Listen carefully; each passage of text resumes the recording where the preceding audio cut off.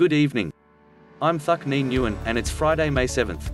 Here's the latest on what's happening with the coronavirus, plus ways to spend your weekend and a look at some of the week's best stories. Last month, Cal State LA announced plans for a graduation ceremony at the Rose Bowl.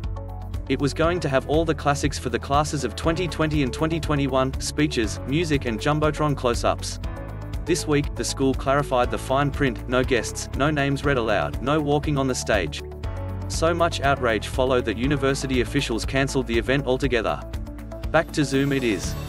While planning much anticipated commencement ceremonies, many colleges are trying to balance public health protocols and old traditions, but they're tripping with every step across the stage, my colleague Nina Agrawal reports.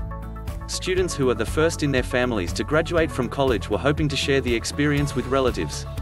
Caps and gowns were ordered, and calendars were marked. One Cal State L student wrote on Instagram that her mother was planning to fly from Nicaragua for the event. Even Caltech, a bastion of brainiacs with only about 240 graduating seniors to worry about, can't find the right combination. The university's initial plans for a virtual ceremony were met by a student petition for in-person festivities.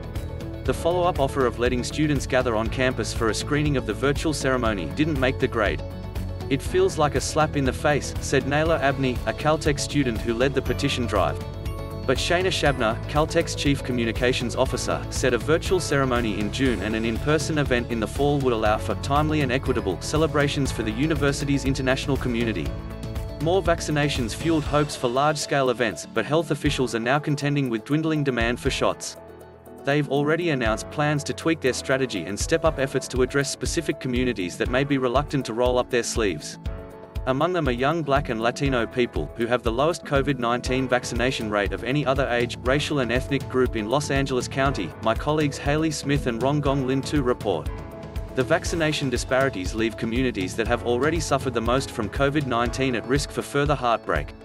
Only 18% of Black men and 20% of Black women ages 16 to 29 have received at least one dose of the vaccine, according to county data. Within the Latino community, 24% of men and 31% of women of the same age group have had at least one dose. By comparison, 43% of white men and 51% of white women 16 to 29 have received a dose, as have 57% of Asian American men and 65% of Asian American women, and 43% of Native American men and 53% of Native American women.